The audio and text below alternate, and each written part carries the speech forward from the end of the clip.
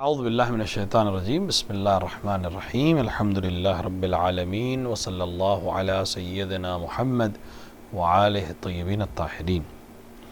ہم نے جو درس کل شروع کیا تھا اس میں ہم نے خداوند عالم کے سلسلے میں اور توحید کے سلسلے میں تھوڑی سی باتیں کی تھیں۔ کچھ ایک بحثیں تھیں جو کل ہونی چاہیے تھیں لیکن نہیں ہو سکی، اس کو آج ہم پہلے کمپلیٹ کر لیں گے، پھر ہم اگلے مرحلے میں داخل ہوں گے۔ تھوڑا سا اشارہ کیا تھا ہم نے کل کی بحث میں کہ جب انسان کائنات کا تصور کرتا ہے اور اس زمین اور آسمان اور ہر تمام چیزوں کو مشاہدہ کرتا ہے تو تصور کرے گا کہ کیسے بنا، امیجن کرے گا کیا ہوا کیا نہیں ہوا، کوئی بنانے والا ہے یا نہیں ہے۔ تو اس کے دو نظریے بن سکتے ہیں، یعنی یہ تصور دو قسم کا ہو سکتا ہے۔ یعنی جو دنیا میں دانشمندان ہیں، جو دنیا میں پڑھے لکھے لوگ ہیں، جو دنیا میں اپنی نظر رکھنے والے لوگ ہیں، ان کے درمیان یہ دو قسم کا تصور کائنات کا ملتا ہے۔ اس دو تصور کو آج ہم سمجھ لیتے ہیں، ان کے فرق کو سمجھ لیتے ہیں اور اس کے اثرات کو سمجھ لیتے ہیں۔ یعنی ان دو تصور کے فرق کا اثر کیا انسانی زندگی پر پڑتا ہے یا نہیں پڑتا ہے۔ اگر نہیں پڑتا ہوتا تو اتنی امپورٹنٹ چیز نہیں ہوتی، لیکن اگر اثر پڑتا ہے تو اس کو سمجھنا ضروری ہے۔ تو کائنات کا تصور یعنی خداوند عالم نے یہ بنایا ہے یا اپنے آپ وجود میں آیا ہے، بنانے والا کوئی ہے کہ نہیں ہے، اگر ہے تو وہ کیسا ہے۔ خوب، تو پہلا تصور جو ہے وہ مادی تصور ہے، جس کو ہم کہتے ہیں میٹریلسٹک تصور ہے۔ یعنی یہ دنیا اپنے آپ بن گئی، ایک میٹر تھا، بلاسٹ ہوا اور اس سے نہ جانے کہتے ہیں ایولیوشنز ہوئے اور آخر انسان اور جانور اور حیوانات اور یہ سب کچھ جو بنا ہے یہ ایک بلاسٹ کے نتیجے میں بنا ہے، اور اس کا بنانے والا کوئی خاص عاقل فرد نہیں ہے، آٹومیٹک بن گیا، ایک میٹر سے بنا اور یہ اسی طرح سے ایولیوٹ ہو کے اس طرح کی شکل میں آج ہمارے پاس ہے۔ خوب، دوسرا تصور ہے کہ الہی تصور، یعنی نہیں، کوئی ہے جس نے اس کائنات کو بنایا ہے اور یہ اپنے آپ وجود میں نہیں آئی ہے۔ خوب، دونوں کا فرق کیا ہوگا؟ اگر ہم مان لیں کہ یہ مادی ہے، یعنی تصور مادی تصور ہے، یعنی میٹر نے بنایا ہے، تو پھر بہت فرق ہو جائے گا ادھر سے۔ کیا فرق ہو جائے گا؟ پہلی چیز یہ کہ جو کائنات، جو ہمارا ہدف ہے، اگر مادی ہو جائے تو ہدف یعنی ٹارگٹ زندگی کا یا اس کائنات کا، وہ ہو جائے گا زیرو، کوئی ہدف نہیں ہے۔ ہدف اگر ہے بھی تو پھر مادی ہو جائے گا، یعنی اگر مادی سے بنی ہے، میٹر سے بنا ہے، تو پھر جو کچھ ہے میٹر ہے، جو کچھ ہے اسی دنیا میں ہے، ما بعد دنیا کوئی چیز نہیں ہے۔ جب انسان کا تصور مادی ہو جائے گا اور میٹرلسٹک ہو جائے گا اور کسی سے اس کا کوئی حساب کتاب نہیں ہے، اپنے آپ وجود میں آ گیا ہے، تو پھر اس کا سارا ہم اور غم میٹر ہو جائے گا اور یہی دنیا رہ جائے گی۔ یعنی جس انسان کا تصور یہ ہو کہ یہ دنیا اپنے آپ بن کے آئی ہے اور کسی نے اس کو بنایا نہیں ہے، یہ اپنے آپ ہو گیا ہے، تو پھر ہمیں کسی کو جواب نہیں دینا ہے، ہمیں کہیں پلٹ کے نہیں جانا ہے، یہی دنیا ہے اور جو کچھ اس دنیا میں اسی سے ہمیں مطلب ہے۔ اگر یہ تصور ہو جائے گا تو اس کا اثر یہ ہوگا، انسان کی عام زندگی میں اثر ہے کہ نہیں؟ اثر ہوگا۔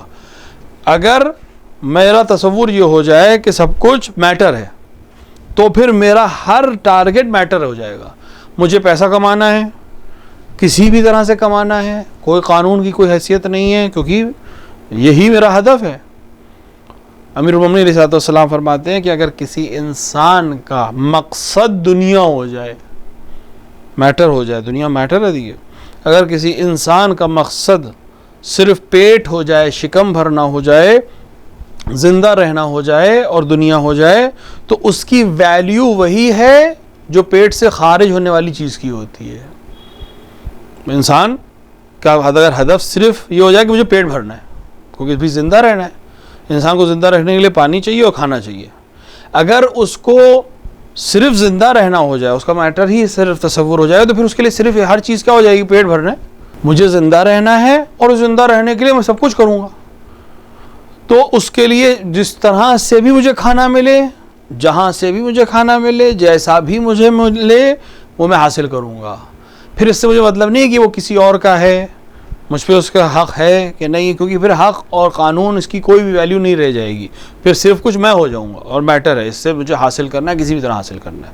تو ہم لوگوں نے کہتے ہیں پھر انسان کی کوئی ویلیو نہیں ہے۔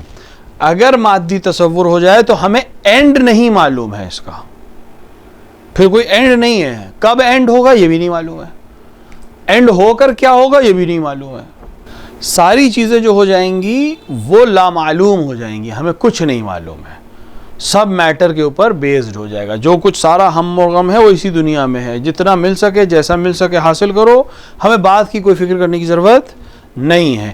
اگر یہ مان لیا جائے اور یہ ہو جائے تو قانون کی بھی کوئی حیثیت نہیں رہ جائے گی, انسانی رشتوں کی کوئی حیثیت نہیں رہ جائے گی. اسی لیے جو لوگ آپ کو دنیا میں ملتے ہیں جن کے لیے سب کچھ صرف اپنی ذات ہے, پھر اگر وہ منہ سے بھی کہہ رہے ہیں کہ وہ کسی خدا کو مانتے ہیں تو غلط ہے.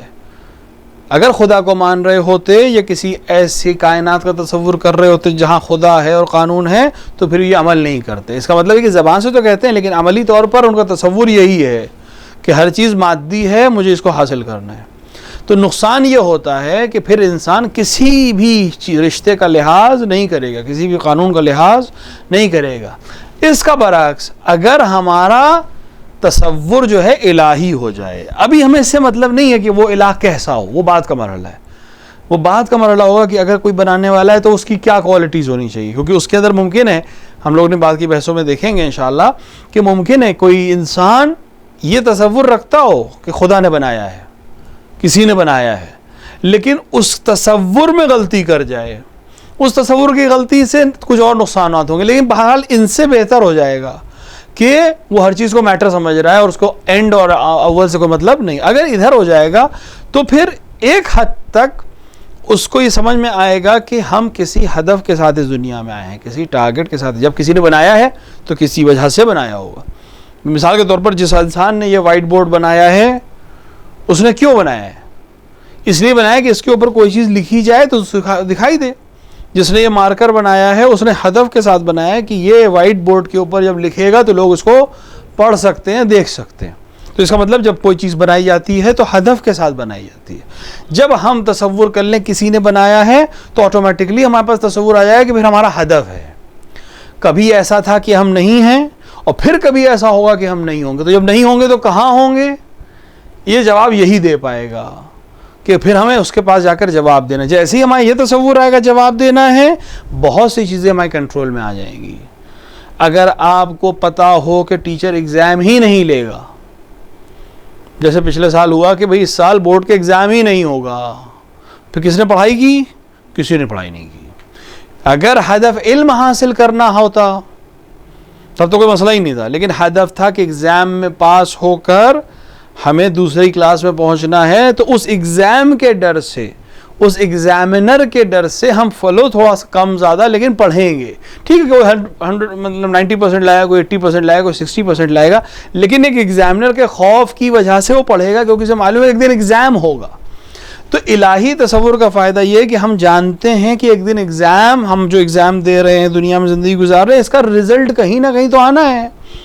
اور کوئی ایگزامنر ہے, اس کے پاس ہمیں جا کر ایگزام دینا ہے, تو ہماری زندگی کی تمام چیزیں بدلتی چلی جائیں گی. اگر آپ کو معلوم ہو جائے کہ ایگزام نہیں ہونا ہے, تو جیسے ان اسٹوڈنٹس نے اپنا پورا سال ویسٹ کیا ہے, ویسے ہم بھی اپنی پوری زندگی ویسٹ کر دیں گے. اگر یہ معلوم ہو جائے کوئی بھی کچھ نہیں پوچھنے والا ہے, تو پھر ہر جو مرضی نہیں ہے, پھر تو جو چاہو کرو, کوئی پوچھنے والا ہی نہیں ہے. لیکن اگر معلوم ہو جائے کوئی پوچھنے والا ہے تو ہمارے بہت سے معاملات صحیح ہو جائیں گے. جب ہمیں یقین ہو جائے کہ آج اگر ہم نے کسی سے زور زبردستی کوئی چیز لے لی تو کل ہے کوئی جو اس کی طرف سے ہم سے پوچھے گا.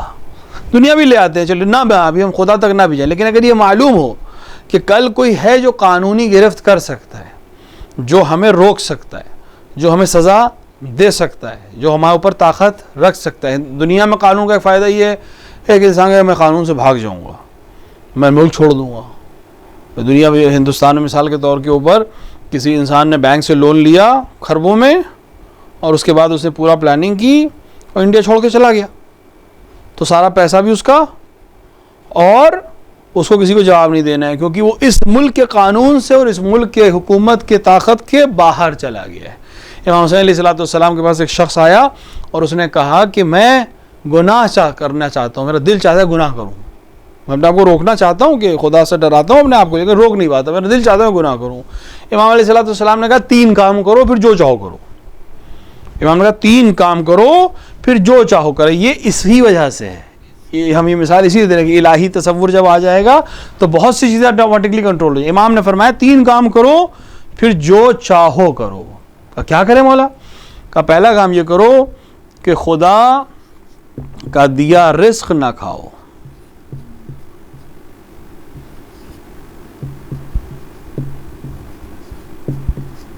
خدا کا دیا ہوا رزق نہ کھاؤ. جس کے روٹی کھا رہے ہو اس کو دھوکہ دینا صحیح نہیں ہے. اب ایسی کون سی جگہ ہے جہاں خدا کا رزق نہیں ہے؟ وہ انسان جو خدا کو نہیں مانتے ہیں وہ بھی خدا ہی کا دیا ہوا رزق کھا رہے ہیں.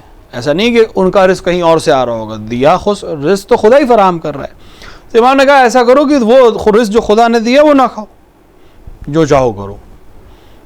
اگر اس کا رزق نہیں کھا رہے ہو تو پھر جو چاہو کرو, کوئی مسئلہ نہیں. دوسرا کام کیا کرو؟ دوسرا کام یہ کرو کہ اس کی قدرت سے باہر چلے جاؤ.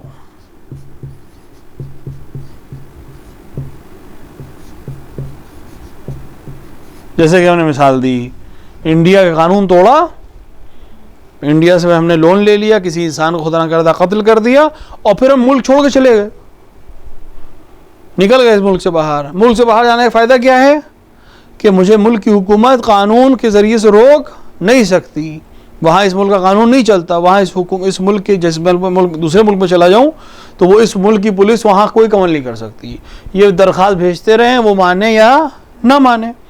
تو اگر ملک سے باہر چلے جاؤ تو تم اس ملک سے محفوظ ہو سکتے ہو. ٹھیک ہے, تو خدا کے خلاف گناہ کر رہے ہو, خدا کی قدرت سے باہر چلے جاؤ. ایک ایسی جگہ چلے جاؤ خدا نہ ہو, جو خدا نہ پہنچ سکتا ہو. تو ایسی کوئی جگہ نہیں ہے. تو یہ الہی تصور کا یہی فائدہ ہے کہ انسان کنٹرول میں آنے لگے گا. تیسرا کہ جب ملک الموت آئے موت سے انکار کر دو.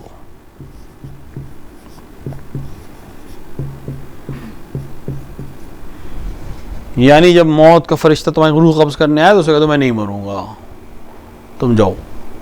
ایسا کوئی دنیا میں پیدا نہیں ہوا ہے. حتیٰ وہ لوگ جو خدا کو نہیں مانتے, مادی تصور کے بھی رکھنے والے, وہ یہ جانتے ہیں کہ ایک دن ہمیں اینڈ ہو جانا ہے. ٹھیک ہے, وہ کہتے ہیں دنیا میں ختم ہو جائیں گے دنیا میں, لیکن موت سے انکار بہرحال نہیں کر سکتے. خوب الہی تصور کا فائدہ یہ ہے کہ یہ تصورات ہمارے پاس آ جاتے ہیں, یہ باؤنڈیشن اور باؤنڈریز ہمارے پاس آ جاتی ہیں. تو پھر انسان ایک قانون کے تحت زندگی گزارتا ہے, ایک ہدف مند زندگی گزارتا ہے.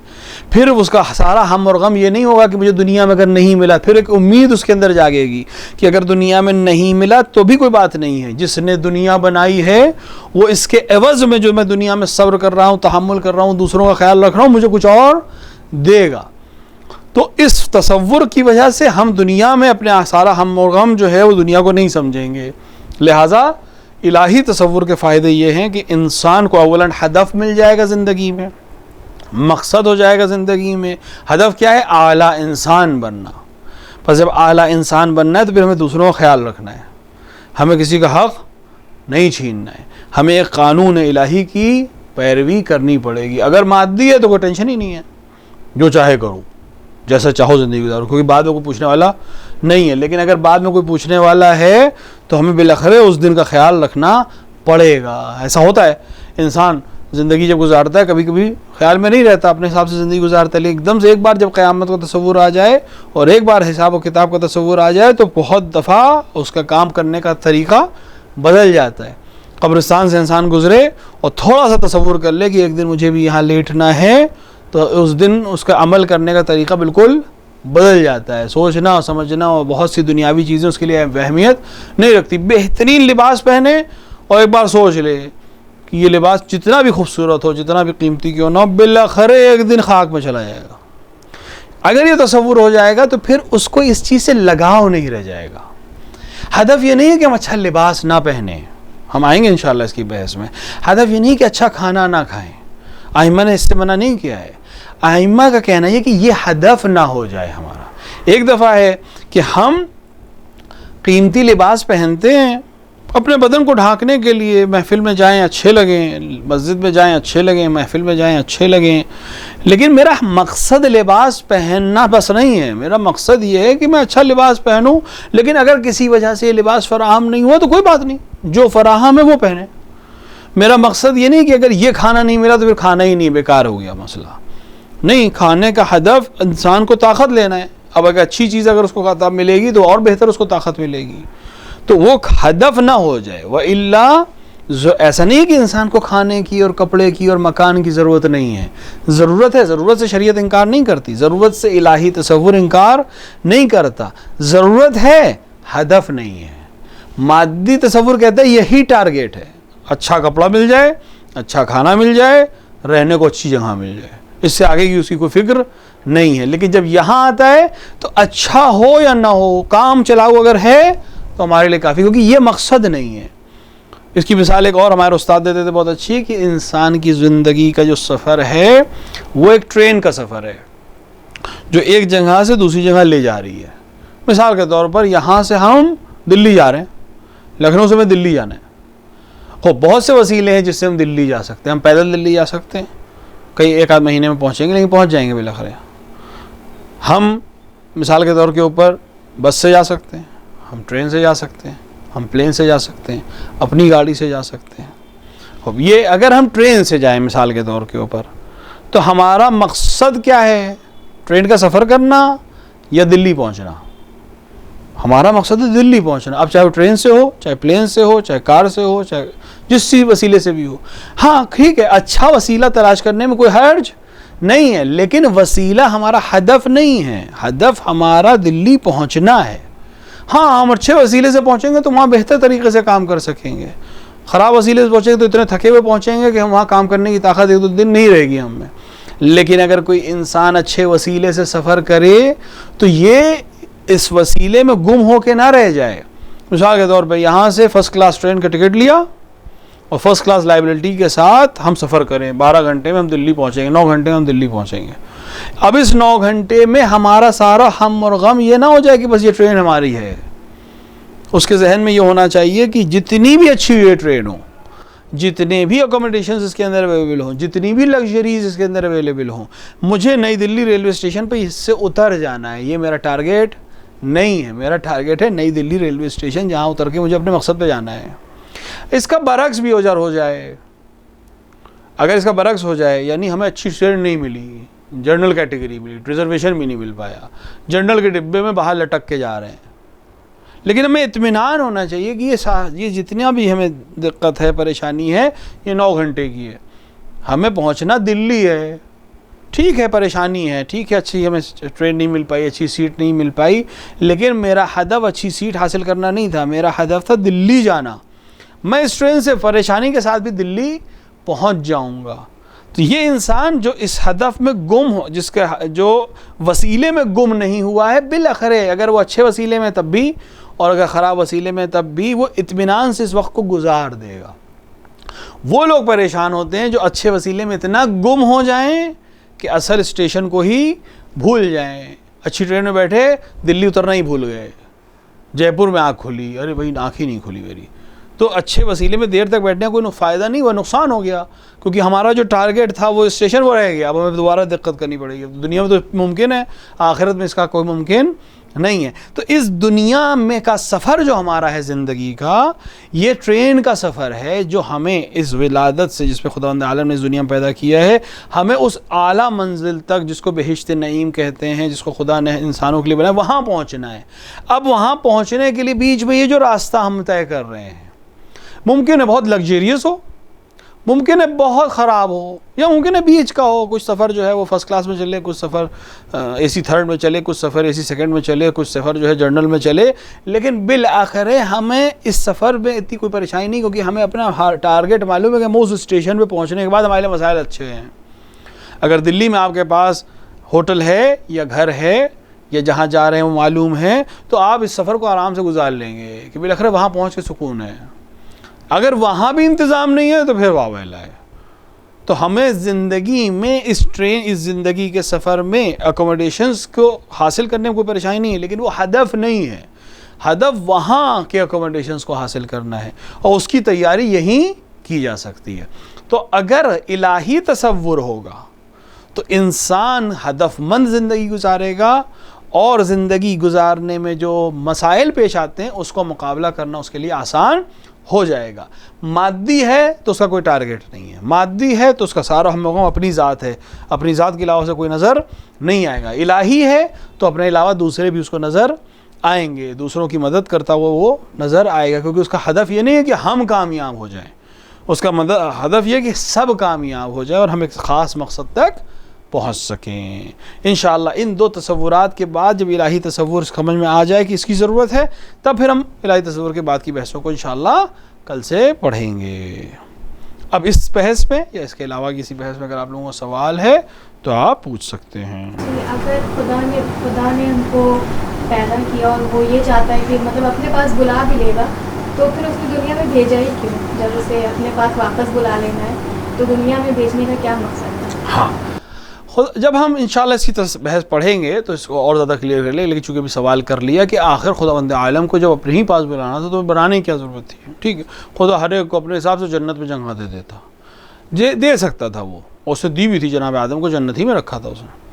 لیکن اگر خداوند عالم تمام انسانوں کو بنا کر سیدھے جنت میں ڈال دیتا تو ایک اس نے پہلے بھی بہت سے فرشتوں کو بنایا تھا، بہت سی مخلوقات کو بنایا تھا جو جنت میں یا اس کے آس پاس رہتی تھیں، ان میں کوئی آپس میں تقابل یا مقابلہ نہیں تھا۔ خداوند عالم نے ایک ایسی مخلوق چاہتا تھا جو سب سے اعلیٰ ہو، یعنی تمام مخلوقات میں سب سے اعلیٰ، اس لیے اس نے انسان کو خلق کیا، انسان کو اس نے اختیار دیا، یعنی ہم علم بھی دیں گے تمہیں اور ارادہ بھی دیں گے اور اختیار بھی دیں گے، اس کے بعد ان میں سے جو بہتر عمل کرے گا اس کو ہم ایک بہترین انعام دیں گے۔ یعنی وہ چاہتا تھا کہ مجھ تک پہنچیں لیکن اپنے عمل کے ذریعے سے پہنچے، جب میں انہیں انعام دوں تو پھر سامنے والے کو اعتراض نہ رہ جائے۔ جو فرشتوں نے اعتراض کیا تھا کہ کیوں ان کو خلق کر رہا ہے، تو خداوند عالم نے فرمایا میرے پاس جو علم تمہارے پاس نہیں ہے، یا میں جو جانتا ہوں تم نہیں جانتے ہو، یہی تھا کہ میں ایک ایسی مخلوق خلق کر رہا ہوں جو ارادے اور اختیار کے باوجود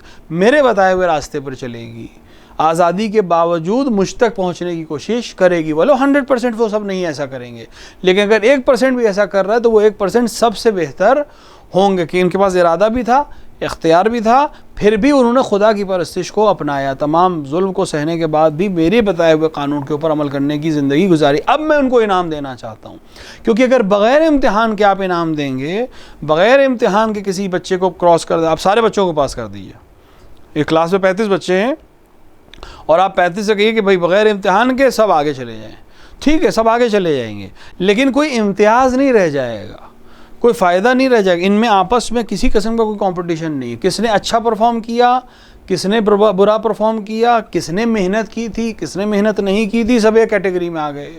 بہترین مثال پچھلے سال کے رزلٹس ہیں، ابھی یہ رزلٹ دے کے آسانی سے بتائی جا سکتی ہے بات کہ پچھلے سال جب ایگزامز ہوئے اور ایگزامز نہیں ہوئے، کنڈکٹ نہیں کیے گئے، یا کچھ ہوئے اور کچھ نہیں ہوئے، بآخر میں سب کے رزلٹس کر دیے گئے، تو کس کو زیادہ پریشانی ہوئی؟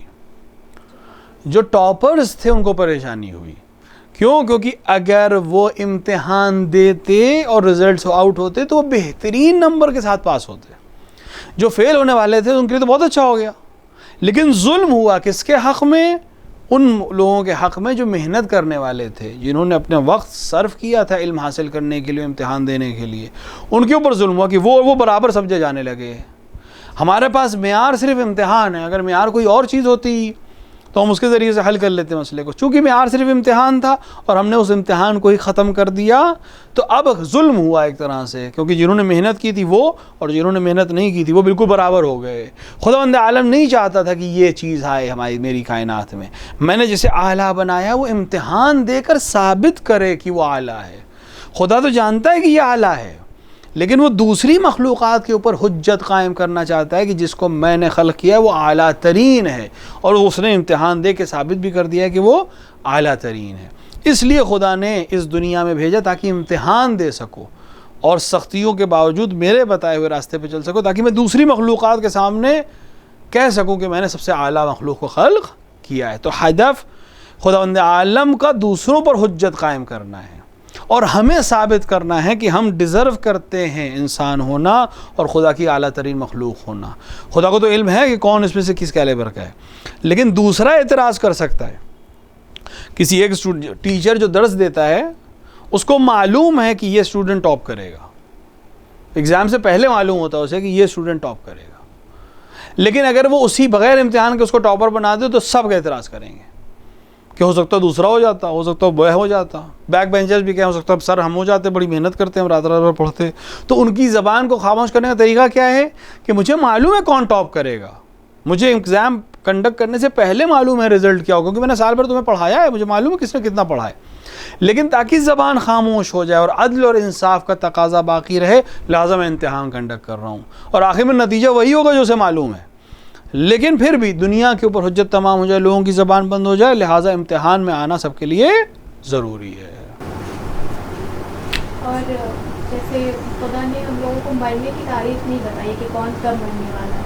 اگر پہلے سے پتہ ہوتا تو شاید وہ گناہ کرنے میں سوچتے یا کم کرتے کہ ہمیں اتنی تاریخ تو یا اتنے دن میں مر جانا ہے. اس لیے ضروری نہیں ہے. خداوند بہت سے افراد ایسے ہیں، دیکھو یہ طے ہے کہ اس نے نہیں بتایا کب مرو گے، لیکن یہ بتایا تھا کہ مرو گے. ایک دن کی زندگی بھی طے نہیں ہے، 1000 برس کی زندگی بھی طے نہیں ہے.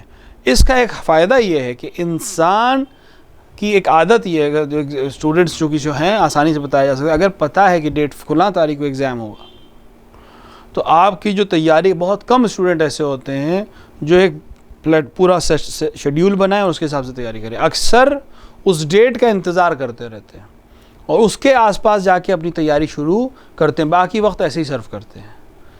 خداوند عالم نے یہ ڈیٹ دی ہی نہیں کہ نہیں امتحان ہر آن امتحان ہے، کسی بھی وقت اس کا رزلٹ آؤٹ ہو سکتا ہے. اگر میں ٹیچر آ کے کلاس میں کہہ دے کہ سرپرائز ایگزام ہوگا نیکسٹ ویک، تو اب کیا ہوگا؟ اب پورے ویک آپ پڑھائی کریں گے.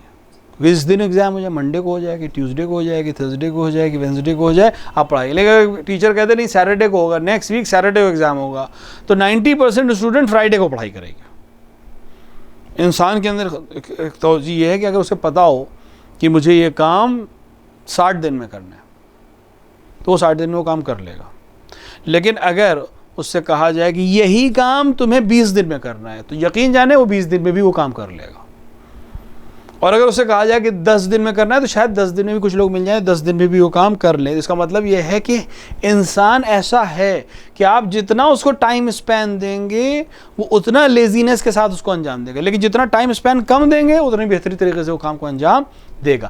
خداوند عالم نہیں چاہتا تھا کہ ضروری نہیں ہے کہ 100 سال کے بعد میں رزلٹ آؤٹ کروں تو کسی کو کام پاس ہوگا کوئی فیل ہو. نہیں، ممکن ہے ایک دن کی زندگی ہو لیکن وہ 1000 برس کے لوگوں سے بہتر زندگی گزارے، اور ممکن ہے کہ انسان 10,000 سال جیے لیکن وہ اس انسان سے پیچھے رہ جائے جس نے ایک دن کی زندگی گزاری ہے. تو اور اس کے اندر جو کیا کہتے ہیں سسپینس ہے انسانی زندگی کا اور اپنے کیلیبر کو بہتر طریقے سے انجام دینے کا ہدف ہے، وہ ختم ہو جاتا. اس لیے نہیں بنایا کہ 100 سال کے بعد، ورنہ بہت سے لوگ یہ کہہ سکتے تھے کہ صاحب ہم 100 سال رہیں گے تب یہ عمل انجام دیں گے. نہیں، ہدف نہیں ہے کہ 100 سال رہو، ممکن ہے 20 سال رہو. 20 سال میں تم اس مقام تک پہنچ سکتے ہو. چونکہ مثال ہم دے سکتے ہیں یہاں پر ابھی، حالانکہ مثال جو ہے وہ درس سے ہٹ کر ہے لیکن ہے بالآخر اسی درس تک پہنچنا ہے. جناب حبیب بن مظاہر شہید کربلا کی عمر تقریباً 75 سال تھی، بعد میں 77 بھی لکھی. کربلا میں تقریباً سب سے بوڑھے لوگوں میں حبیب بن مظاہر تھے. آپ ایک اعلیٰ مقام رکھتے ہیں، 77 سال عمر پائی تھی، صحابی رسول تھے، امیر المومنین کے ساتھ رہے، امام حسن کے ساتھ رہے، امام حسین کے ساتھ رہے، اور آخر شہید ہوئے روز عاشورہ. اسی روز عاشورہ حبیب بن مظاہر جو حافظ قرآن تھے، بعض روایات میں کہ ہر دن ایک قرآن ختم کرتے تھے، وہ بھی شہید ہیں کربلا کے. اور اسی کربلا میں وہب کلبی بھی شہید ہیں. وہب کلبی کو مسلمان ہوئے کتنے دن ہوئے تھے؟ 18 دن. 18ویں دن روز عاشورہ وہ شہید ہو گئے، مسلمان ہونے کے 18ویں دن شہید ہو گئے. لیکن 18 دن میں بولو ٹھیک ہے کہ ہم یہ کہہ سکتے ہیں کہ بالکل اگر مثال کے طور پہ جو حبیب بن مظاہر کا مقام ہے شاید وہاں تک نہیں پہنچے گی، ظاہر ہے حبیب بن مظاہر نے بہت سی قربانیاں الگ سے دی ہیں، لیکن بہرحال شہید کربلا کے عنوان سے دونوں برابر ہیں.